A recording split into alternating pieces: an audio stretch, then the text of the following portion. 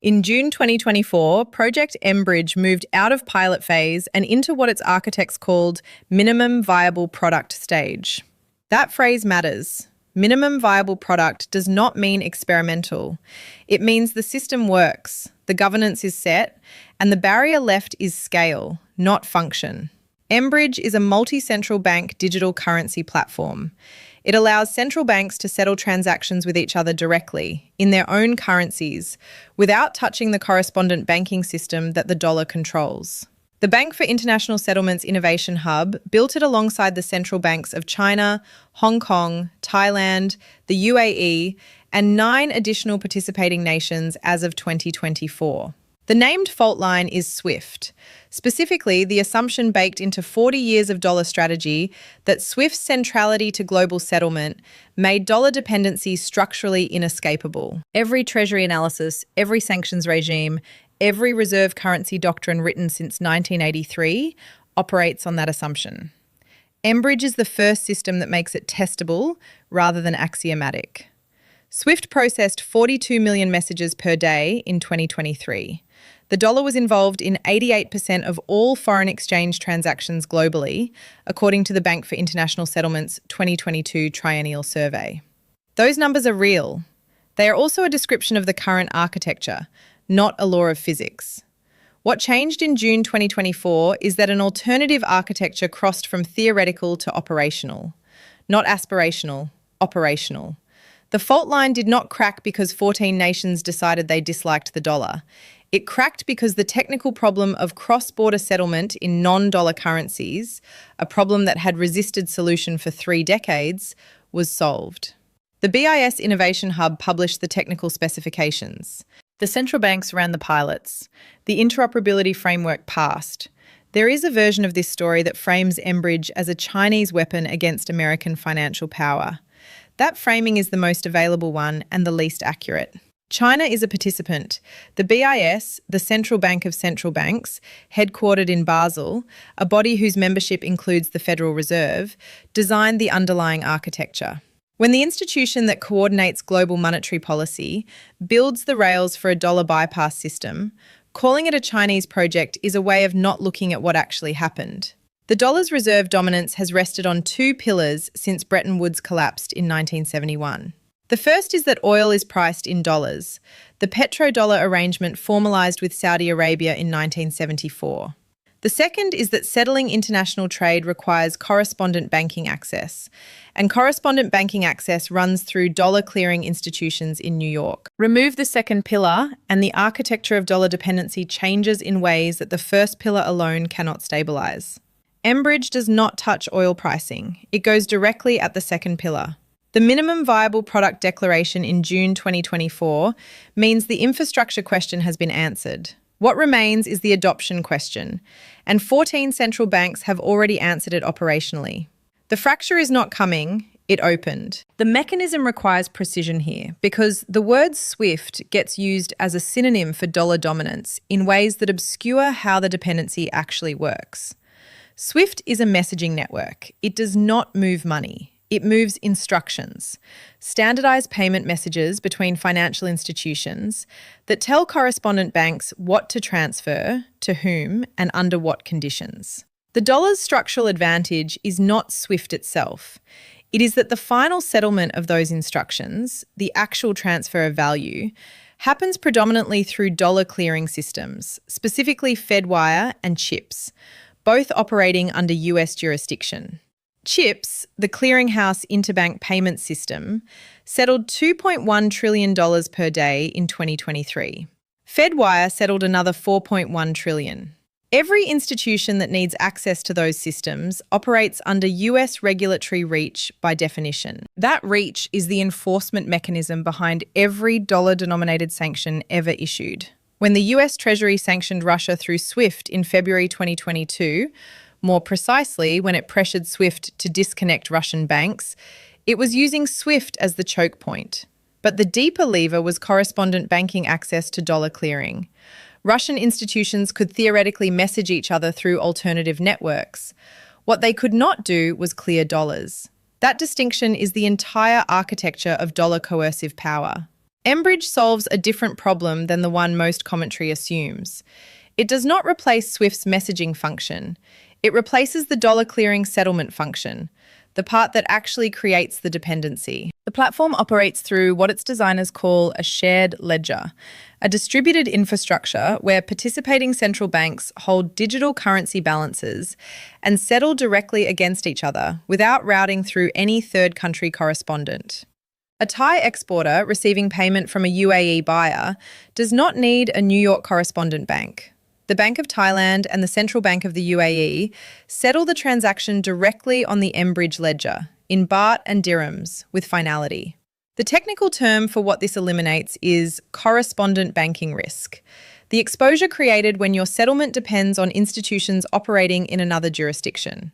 What it also eliminates, structurally, is the jurisdictional hook that makes US sanctions extraterritorially enforceable. A transaction that never touches a US regulated institution is not subject to US secondary sanctions.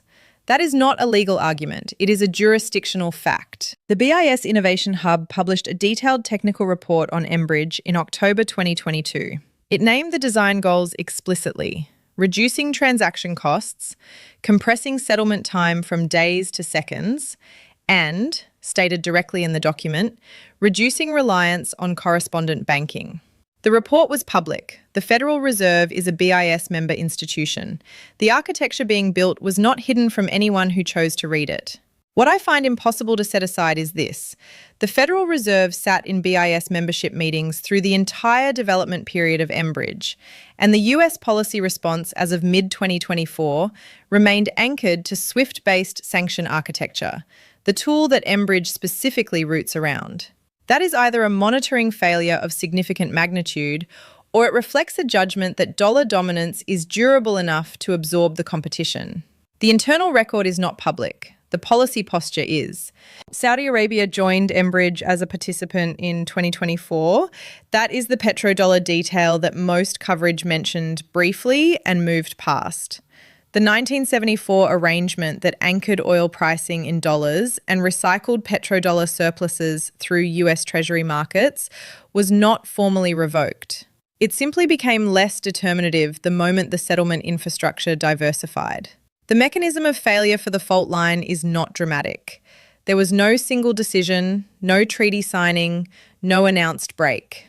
The fault line failed the way load-bearing structures fail under distributed stress, gradually, invisibly, and then suddenly legible when you look at what the architecture actually produces rather than what it was assumed to guarantee. The assumption that dollar clearing dependency was inescapable was load-bearing for the entire sanctions-based coercive framework. mBridge did not challenge that assumption rhetorically. It made it empirically optional. That is a different kind of threat than anything the dollar has faced before. And it came from inside the institution that was supposed to be maintaining the architecture.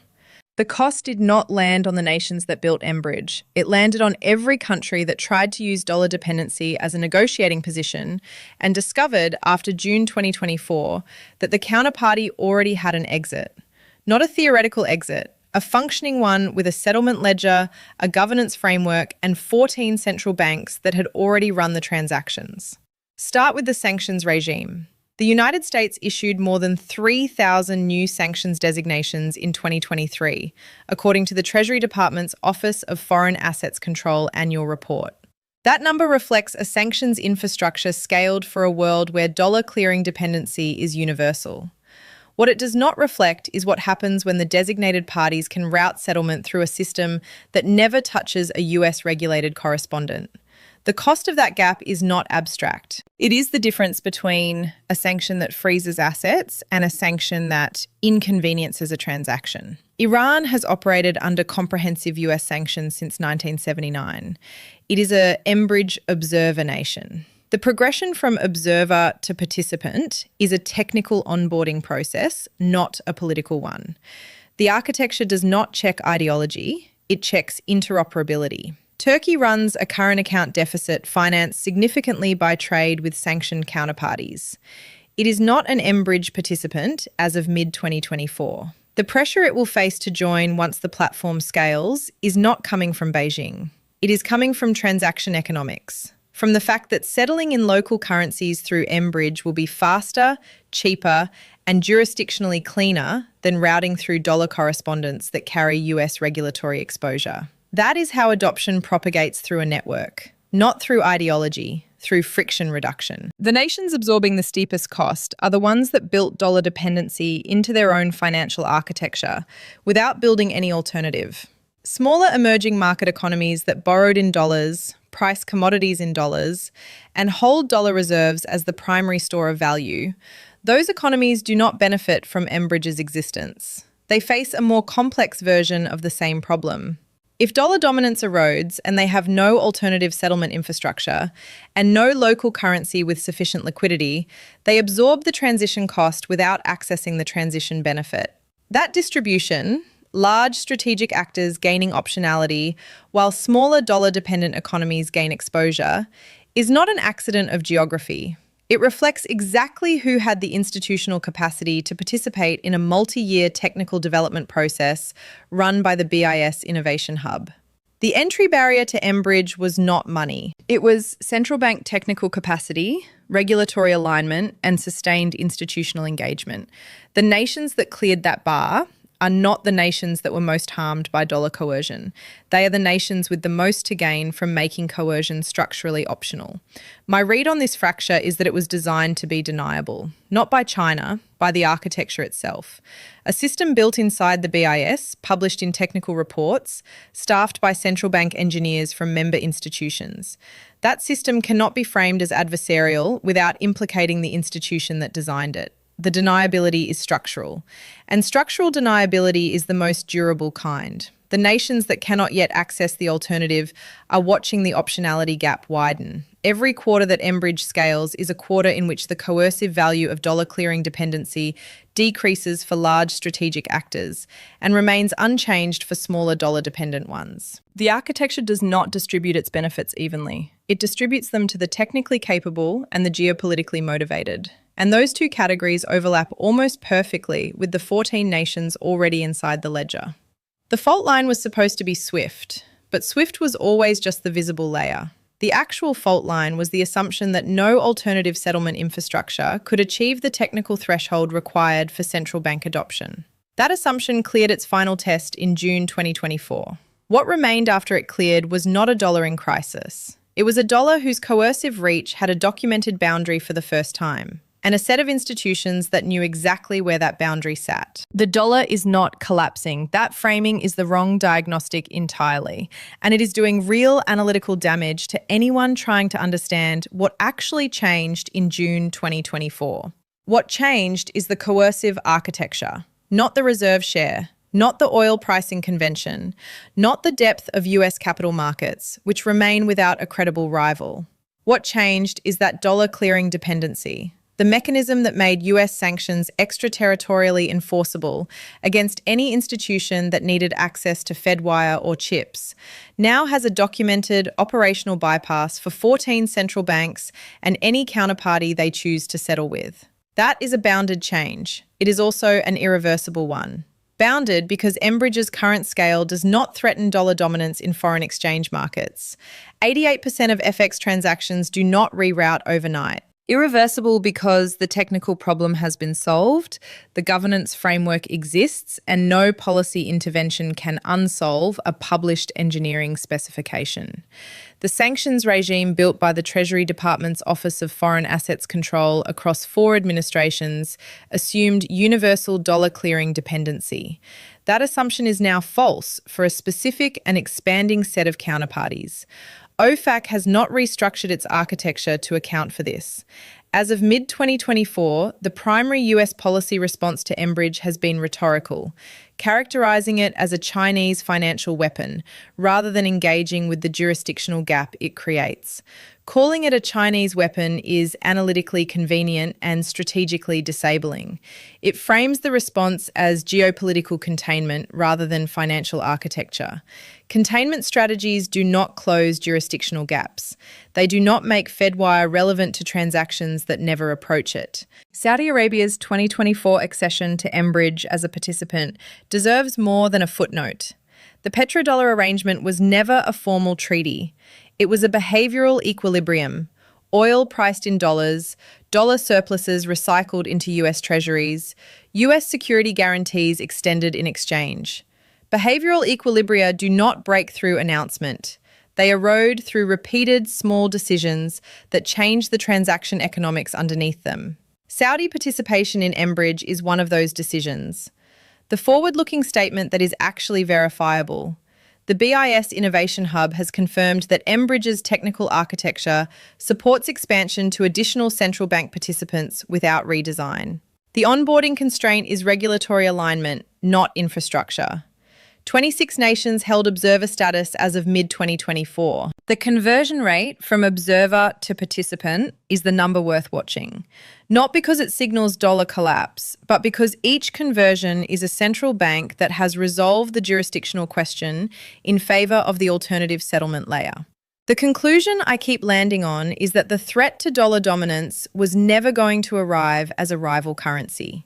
No currency, not the yuan, not a BRICS unit, not a Gulf dinar, has the liquidity depth or institutional trust to displace the dollar as a store of value. The actual threat was always infrastructural.